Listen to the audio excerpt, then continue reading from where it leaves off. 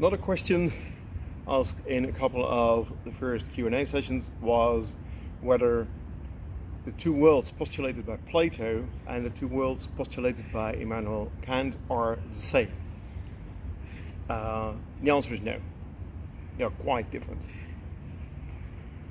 Understandably, one might think they are the same because in both philosophies there is a world that appears to us as it appears to us, the phenomenal world, the world of the phenomena. So that's quite similar. For Plato, that's just the world, our everyday world we experience, where things happen. And he postulates as an other world, a world of ideas, which can be compared to, say, a Christian heaven or something like that. So he says that the real world is the world of ideas, the world of forms, and there everything stays the same throughout time. So in our world, the world we perceive with our senses, everything changes all the time. Pantarei, as Heraclitus says, everything is in a constant flux, in a constant flow.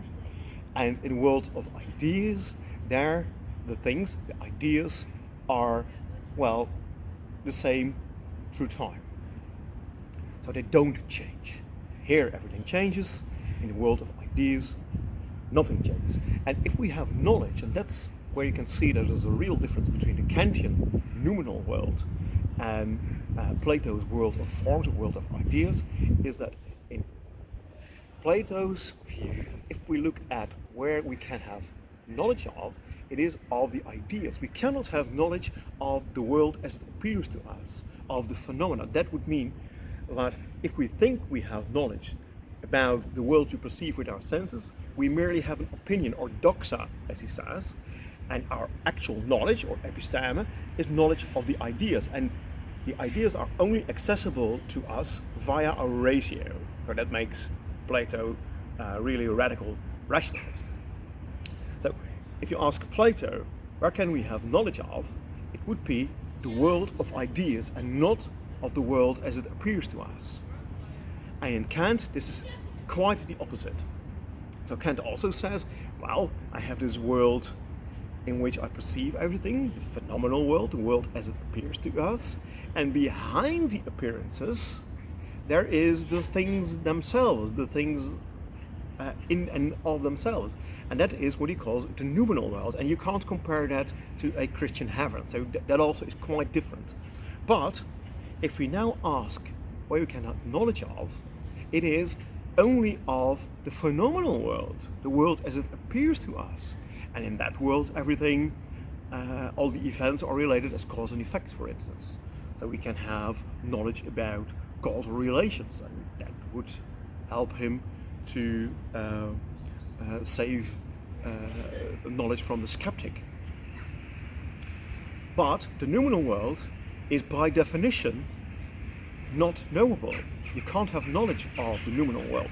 So the noumenal world of Immanuel Kant and the world of forms of Plato are quite different. In Plato you can have only knowledge of this world of forms, and in Kant you can have no knowledge of the noumenal world. So I hope you see that those two duos, those two sets of worlds are really different. Plato's two worlds are quite different from Kant's two worlds, even though you could argue that the phenomenal world in Kant and the world as it appears to us in Plato are quite similar. But again, in Kant you can have knowledge of the world of the phenomena, the world as it appears to us, and in Plato that would not establish knowledge, that would just establish opinion, doxa. So it's really different.